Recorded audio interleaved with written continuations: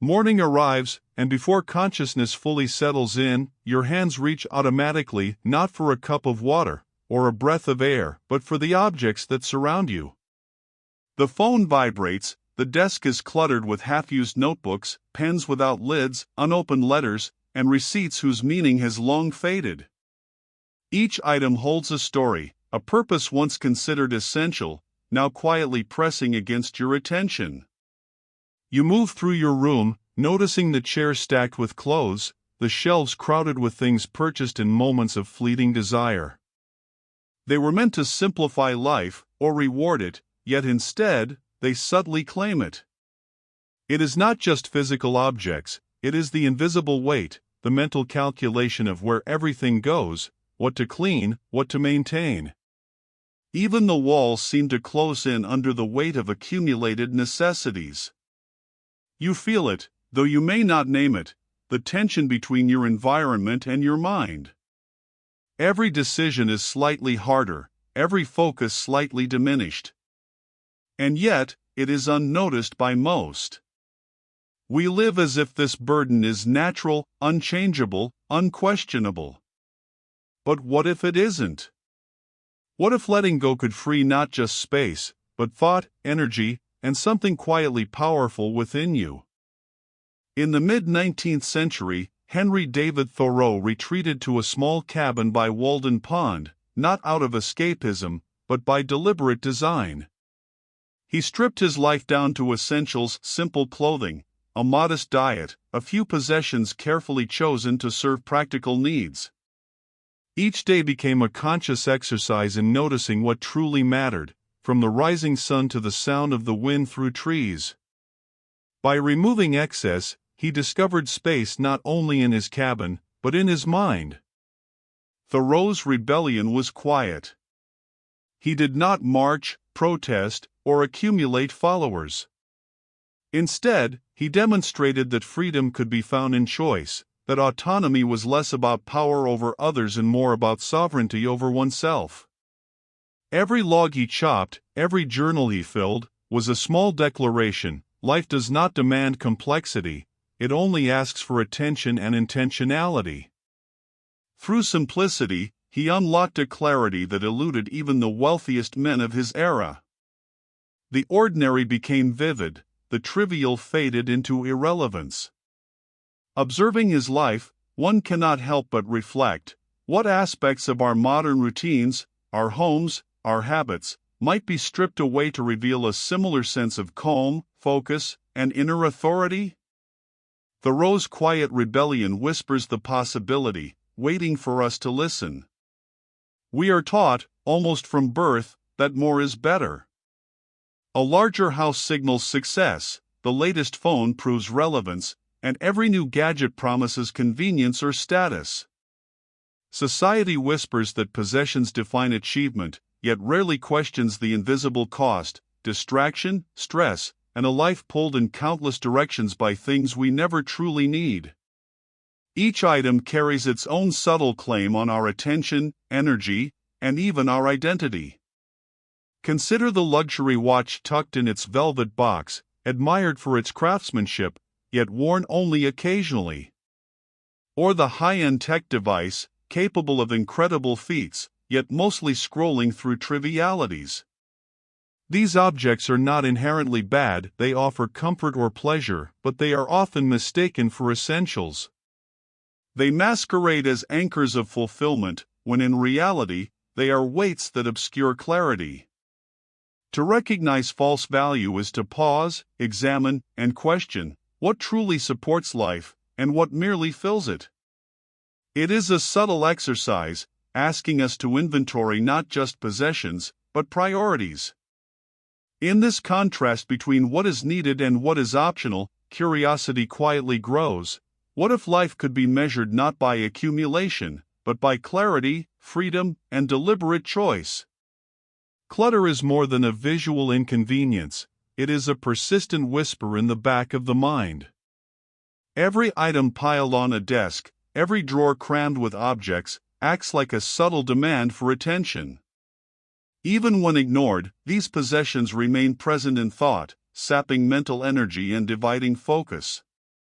The brain, wired to notice patterns and manage potential disruptions, treats each piece as a task, a decision, or a loose end that must be monitored. Research has shown that a cluttered environment can reduce cognitive performance and heighten stress levels. The simple act of seeing disorder triggers a low-level anxiety, an invisible weight that influences how decisions are made, how problems are solved, and how deeply we can concentrate. It is as if each object carries a tiny claim on autonomy, a quiet tug on willpower that we rarely acknowledge. Yet the effects are subtle, often unnoticed until the mind begins to feel exhausted without clear cause.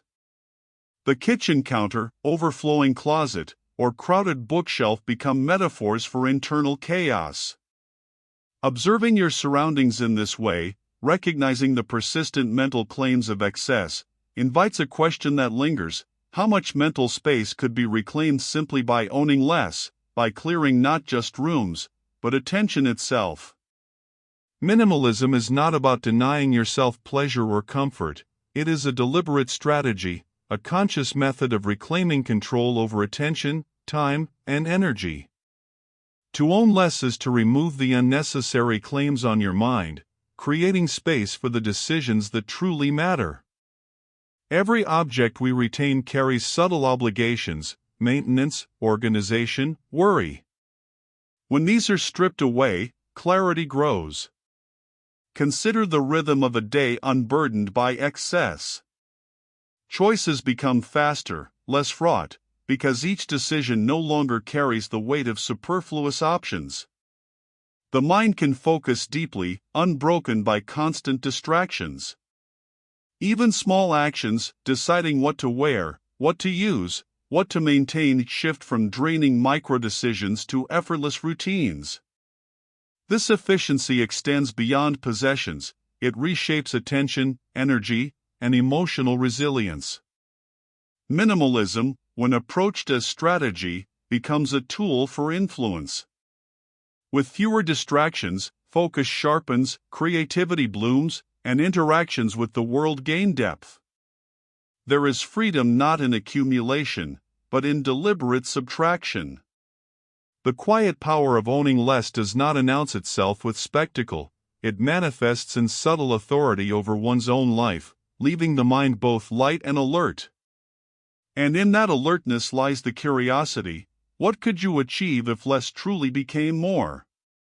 Simplicity becomes tangible when translated into daily rituals, small acts that quietly reshape both space and mind. Begin each morning with a brief review of essentials, the items you truly need for the day, the tasks that warrant attention, and the thoughts you wish to cultivate. This practice frames the day with intention, preventing unnecessary possessions or distractions from dictating your rhythm. Weekly decluttering sessions extend the same principle. A single drawer, a shelf, or even a digital folder can be examined with a discerning eye. Ask: does this object serve purpose, joy, or growth? Items that fail these tests are released, not in haste, but with deliberate consideration. Over time, these small decisions compound, creating an environment that reflects clarity rather than accumulation. Prioritizing experiences over objects amplifies the effect. Choosing a walk, a meaningful conversation, or a focused project over acquiring another possession teaches the mind to find satisfaction in engagement rather than accumulation. These rituals are subtle, yet profound. They train attention, reinforce autonomy, and quietly shift perception.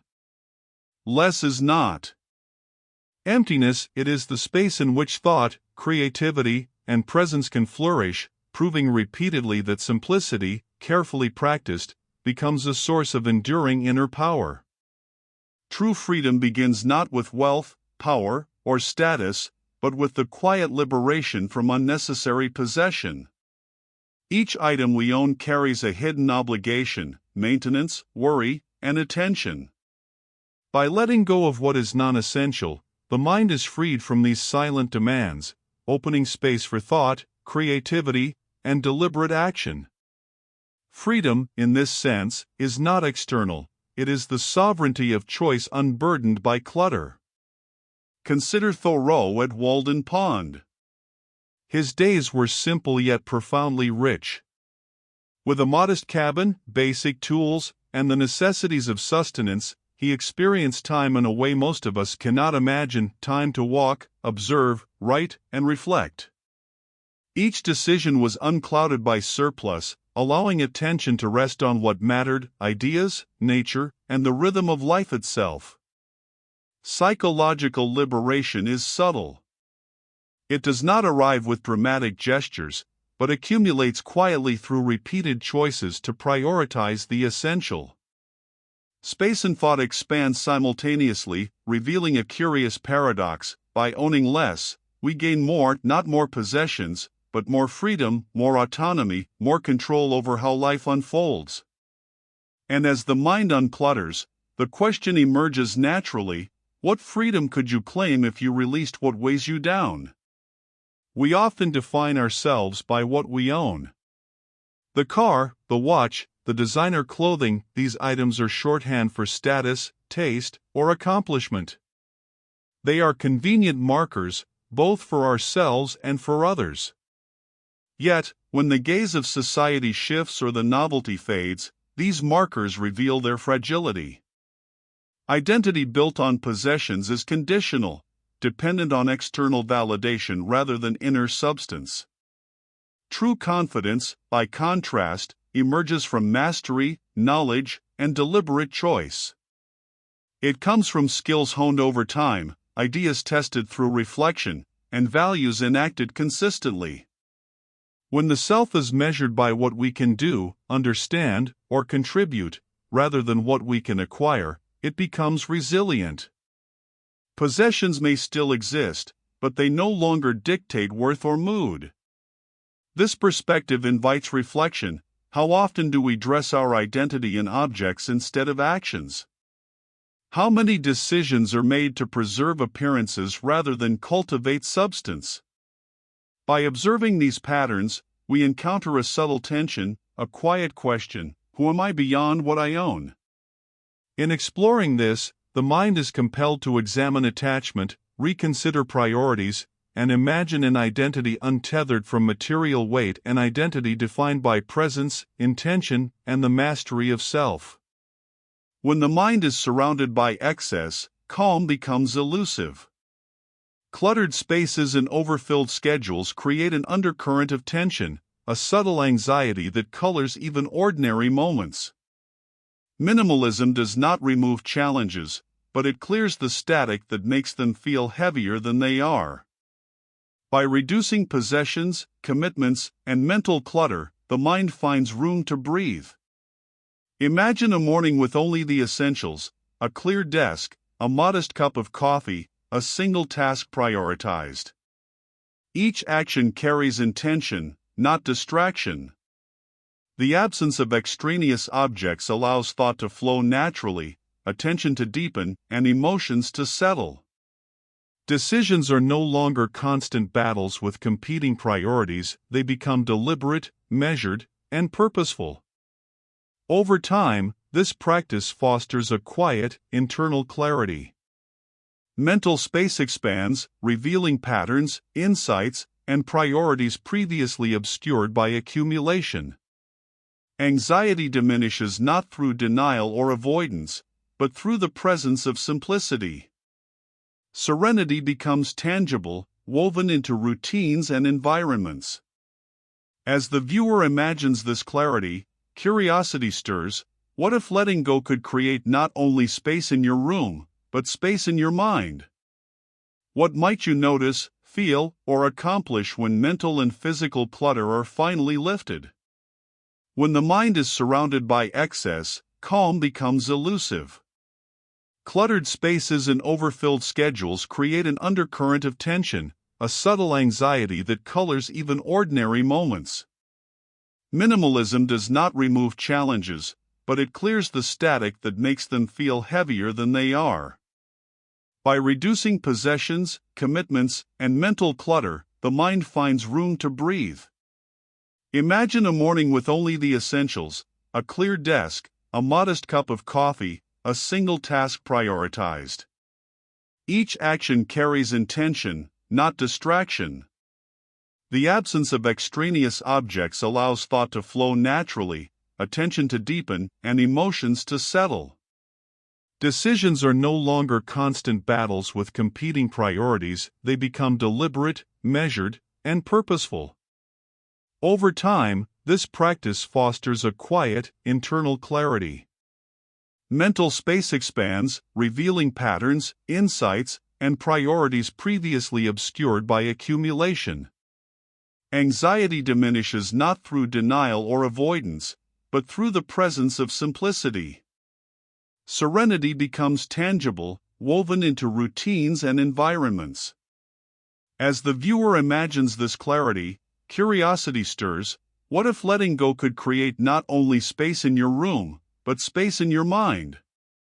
What might you notice, feel, or accomplish when mental and physical clutter are finally lifted? Modern life is not only cluttered with objects, our attention is constantly claimed by screens. Notifications ping, apps demand interaction, and endless feeds scroll past, fragmenting focus and silently eroding mental clarity.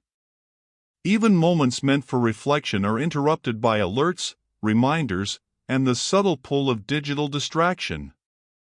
In this environment, simplicity requires not only physical decluttering but digital discipline. A digital detox does not mean abandoning technology entirely. It begins with intentionality, evaluating which apps, notifications, and platforms truly serve purpose or joy, and which merely consume time and mental energy. Setting boundaries, muting notifications, scheduling focused work periods, limiting social media creates pockets of uninterrupted attention.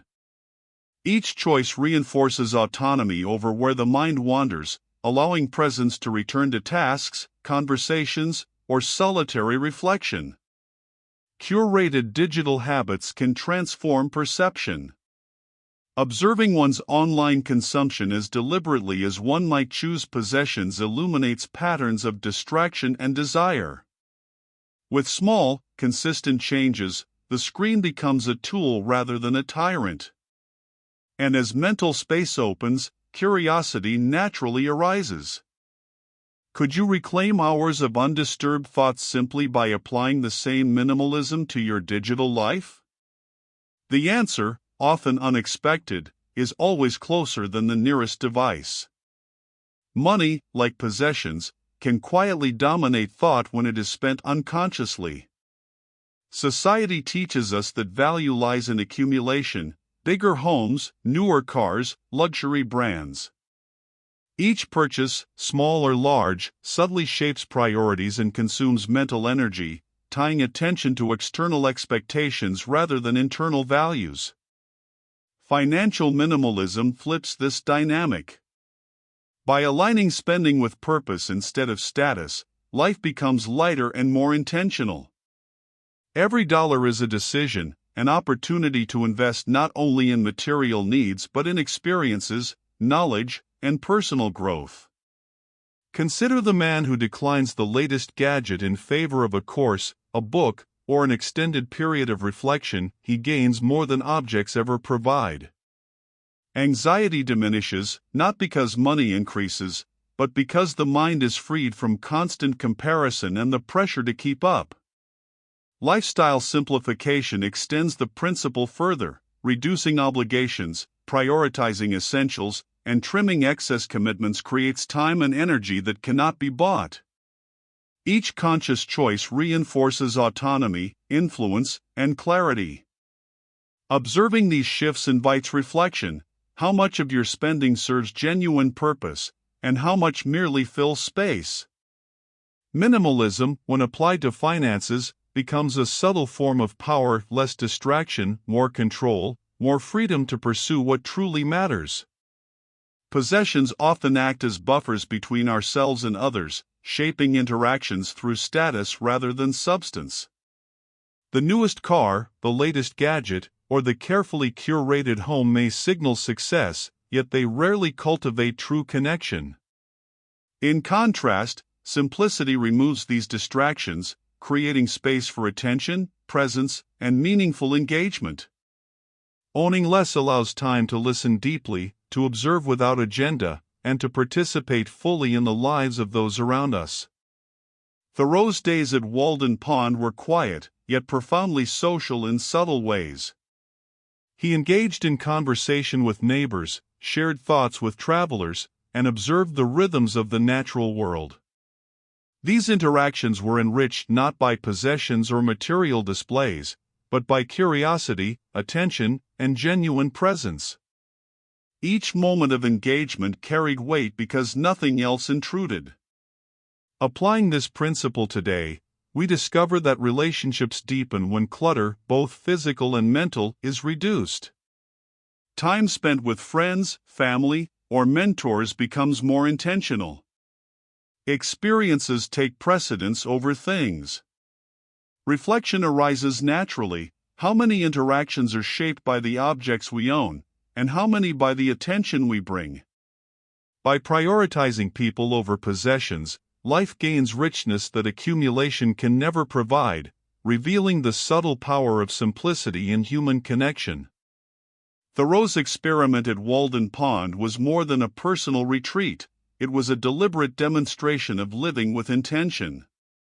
In choosing simplicity, he rebelled quietly against the distractions, expectations, and superficial measures of success surrounding him. Every log chopped, every journal entry written, every moment of observation was a conscious decision to focus on what truly mattered. Through this deliberate restraint, he revealed a paradox: freedom and clarity are often found not in addition, but in subtraction. His legacy endures because it speaks to a fundamental human truth.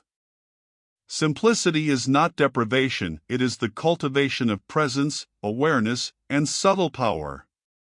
By removing the unnecessary, Thoreau unlocked time for reflection, observation, and mastery of thought.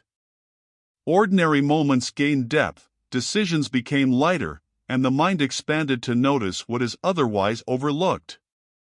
This lesson is timeless. In a world increasingly defined by accumulation, distraction, and noise, Thoreau's quiet rebellion offers a model for reclaiming autonomy and focus. Observing his life invites reflection.